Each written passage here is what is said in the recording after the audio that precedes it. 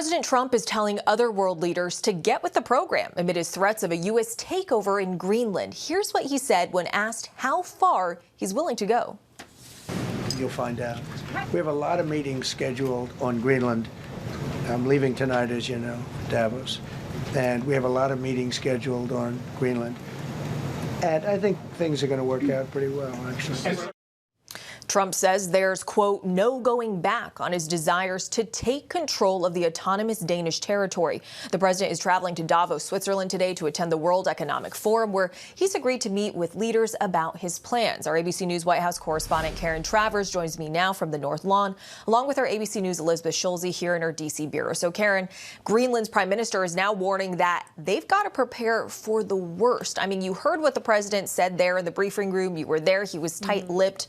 But what do you expect President Trump to tell our allies in Davos who are extremely concerned? Selena, it almost seemed like the president was trying to build some suspense for his trip to Davos, where he is going to be meeting with those allies who are very worried about the president's escalating rhetoric when it comes to Greenland. He was asked about NATO and the commitment of the United States, and he did not offer a fulsome commitment. But he did say that NATO is stronger now because of things that he has done. That wasn't a full commitment of the United States under his administration to the military alliance. He indicated that there would be meetings happening in Davos, and we know that he has agreed to have these side conversations with several critical allies. And he said NATO is going to be very happy about this, indicating that he thinks there's going to be some agreement about Greenland that will develop while he is there in Switzerland. But Selena, there is no budging on the other side of this.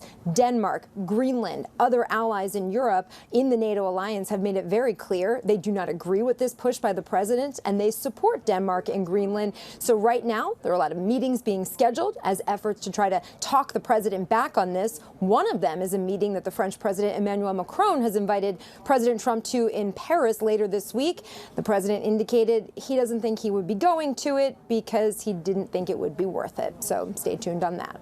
Right, Karen, and not a lot of room from negotiation here when one party's end goal and their very clear desire is total and complete control. And Elizabeth, we're seeing stocks finish sharply lower given all of this geopolitical uncertainty. You can see right there on our screen the Dow ending sharply lower. And obviously investors are also jittery about his new tariff threats. So just talk to us about this market reaction. Are investors finally just not willing to shrug off all of this talk?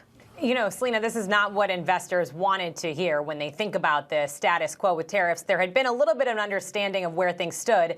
These threats from the president upended all of that. And that's a little bit what you're seeing in that market reaction. The Dow down, as you said, about 2%. The S&P 500 also down about 2% today. And that's the worst day it's had since October. That's important because that's the index that tracks most Americans' retirement accounts. So that's really how people see the movement in the stock market. But I've been talking to a couple traders on Wall Street, and they say the reality is this is just not something that most NATO allies, clearly, as Karen said, want. It's not clear that it's something that Americans want, and it could really be a clear escalation from the U.S. to basically go through with the president's threat here of acquiring Greenland. Plus, you have on top of that this 2% threat, 200% tariff threat on French wine. It just shows that the president is continuing to levy these really strong threats, even if he doesn't ultimately follow through. The market does not like that uncertainty. It had hoped that there was some sort of kind of agreement, and that's clearly not what the president is doing with these escalating rhetoric.